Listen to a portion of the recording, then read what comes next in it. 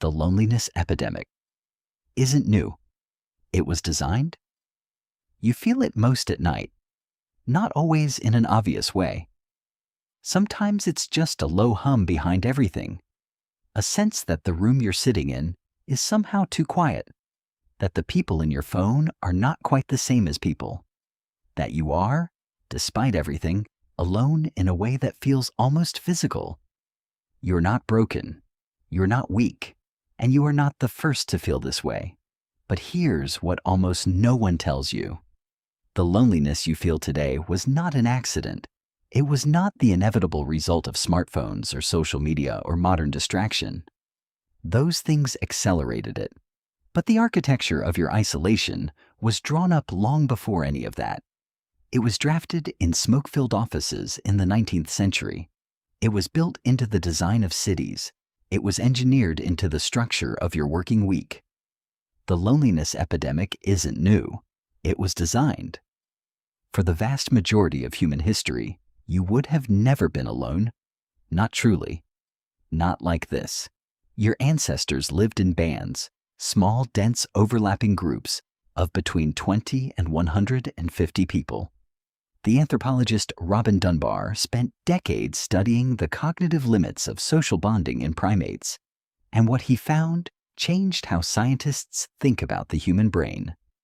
Dunbar discovered that the neocortex, the part of the brain responsible for social processing, has a ceiling, a natural limit to the number of meaningful relationships any one human being can track and maintain. That number is approximately 150. It has since become known as Dunbar's number. For most of human prehistory, you lived inside that number. You knew everyone. Everyone knew you. You ate together. You slept in close proximity. You grieved together and celebrated together. Loneliness, in the way you experience it today, was neurologically almost impossible. Not because life was easier. It wasn't.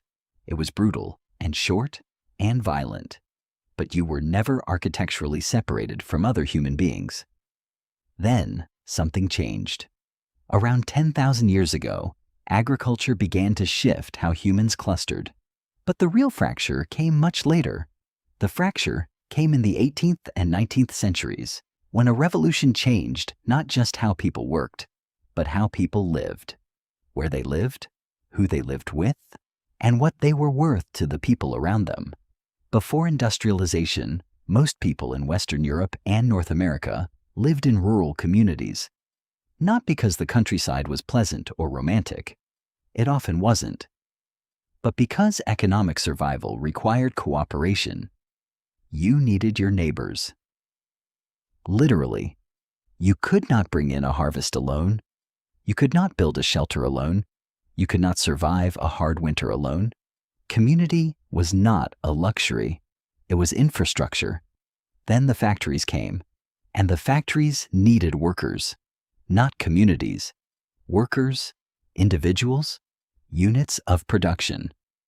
The historian E.P. Thompson, in his landmark work, The Making of the English Working Class, documented what happened in extraordinary detail.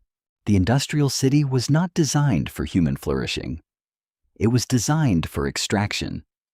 Workers were pulled from their villages, their extended families, their generations-old webs of reciprocal obligation, and deposited into tenement rows where they knew no one and were known by no one. The city made anonymity the default condition of everyday life for the first time in human history. Think about what that means for a brain shaped over 200,000 years of village life.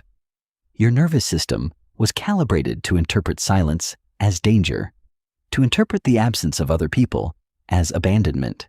In the ancestral environment, being cut off from your group was frequently fatal. Exile was a death sentence. Your brain did not evolve to live next to 100 strangers you will never speak to.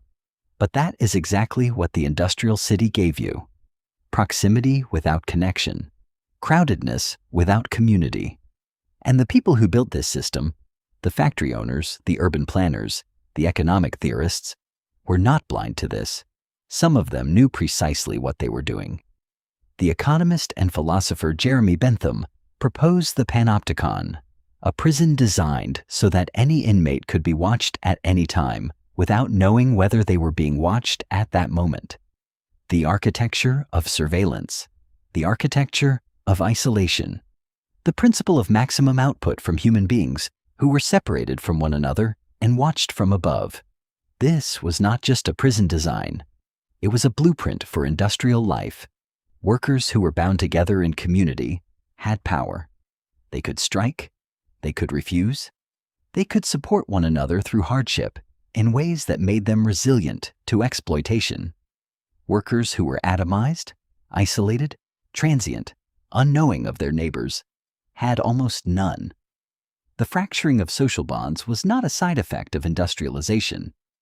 For many of its architects, it was a feature.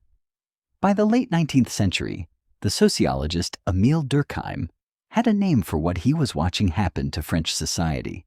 He called it anomie, a French word that means normlessness, a condition that arises when social bonds dissolve, when the shared moral framework that holds communities together begins to crack. Durkheim spent years studying suicide rates across different populations, and what he found was stark.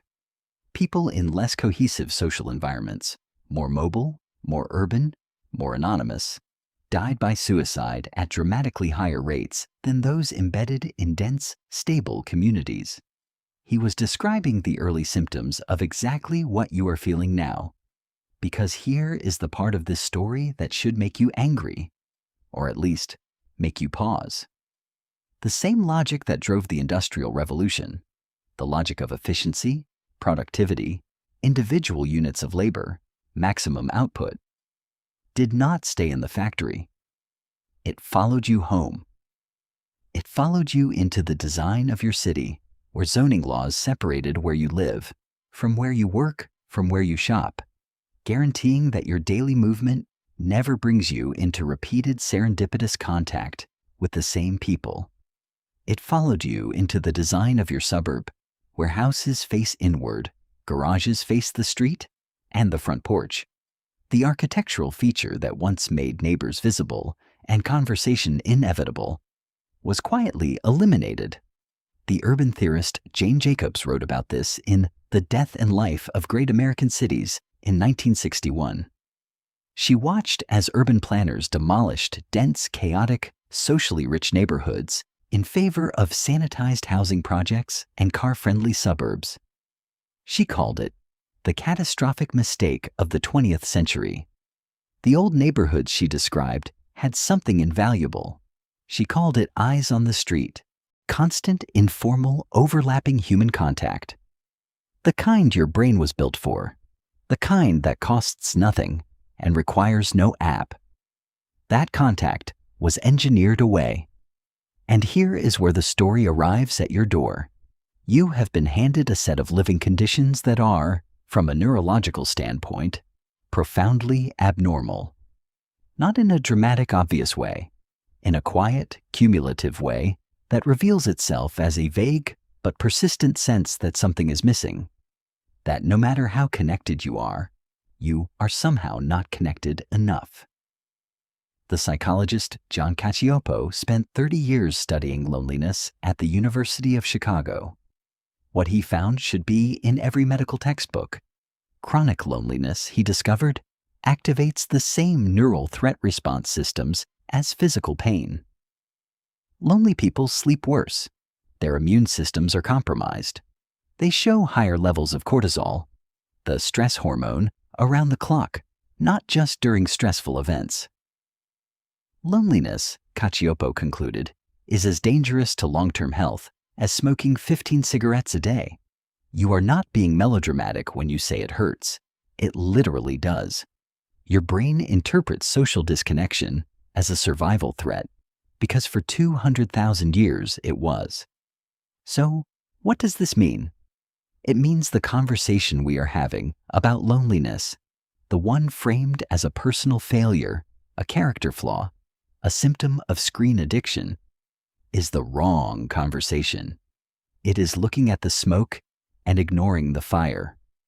The fire is structural.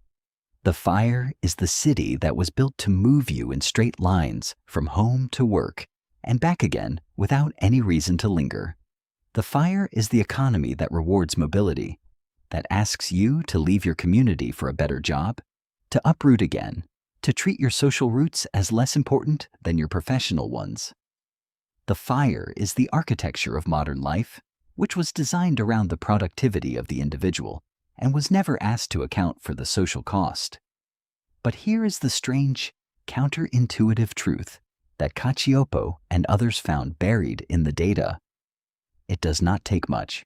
Your brain does not need hundreds of deep relationships to feel connected. It needs what researchers call weak ties as much as strong ones. The barista who knows your order, the neighbor you nod to every morning, the colleague you eat lunch near without saying much. These low-intensity repeated contacts do something measurable to your nervous system.